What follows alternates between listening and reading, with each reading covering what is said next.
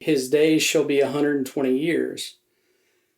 And then here's this just odd, and it says, the Nephilim were on the earth in those days, and also afterward, when the sons of God came into the daughters of man, and they bore children to them, and these were the mighty men who were of old, the men of renown. So let's start with in 325 AD, I want to say Aquinas, but that's not right. But we have a Catholic theologian who is going to say that this is the sons of Israel, and so it's talking about the sons of Seth. So the sons of Seth see the daughters of Cain and goes to have babies with them because they're attractive. But this doesn't make much sense, because if the sons of Seth had children with the daughters of Seth, wouldn't they be of way more renowned than the sons of Seth and the daughters of Cain? Yeah. I think when it says the men of renown is talking about renown in a bad way. Right. Yeah. Right. But it talks about them being mighty warriors. Yeah. How would the sons of Seth and the daughters of Cain create this Nephilim, this giant, right? Nephilim is an untranslated word. It means giants, but more than that, it's a special human being. Yeah. It's a freak.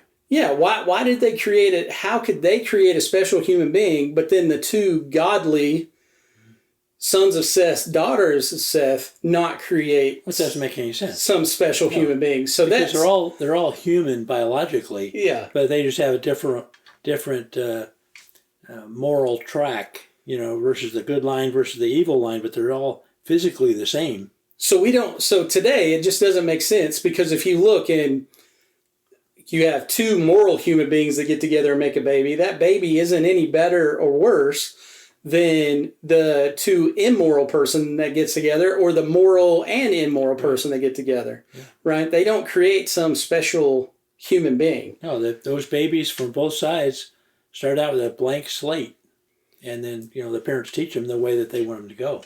So I understand why in 325 there was this shift made to try to get away from the oddity of angels coming down. That's hard to explain.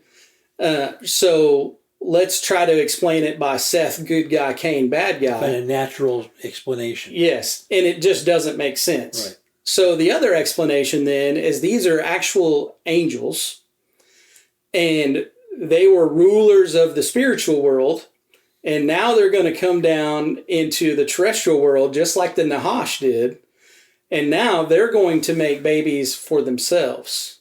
And there's a whole bunch of reasons for maybe why this took place. Like the attractive part is one, but also if this seed is corrupted of the woman, then it can't crush the head of the Nahash. So it's a way to defeat Genesis 3:15 prophecy about Satan's head being crushed. Yes.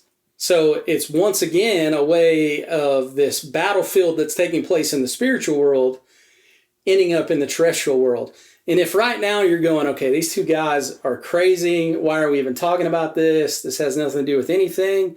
Well, it absolutely does, because your life is upended. There's turmoil in your life. There's all these things that go on because of this spiritual battle that's taking place. When you look at the book of Judges, every time there's a revival, then what happens? There's an upheaval, and then another revival and an upheaval, because every time good prevails, then evil tries to take over again. And human beings are always hooked over because they don't know the battle in which they're in. Right. And so the point of this, why we're studying this deep, is so we can understand the battle in which we're in and how to fight it. Because you can't fight this battle with swords and machine guns and missiles and That doesn't crush anyone. Right. That doesn't defeat what we're fighting against, the spirit that's going on, that's taking place. And so we have to learn how to fight this in a different way, spiritually.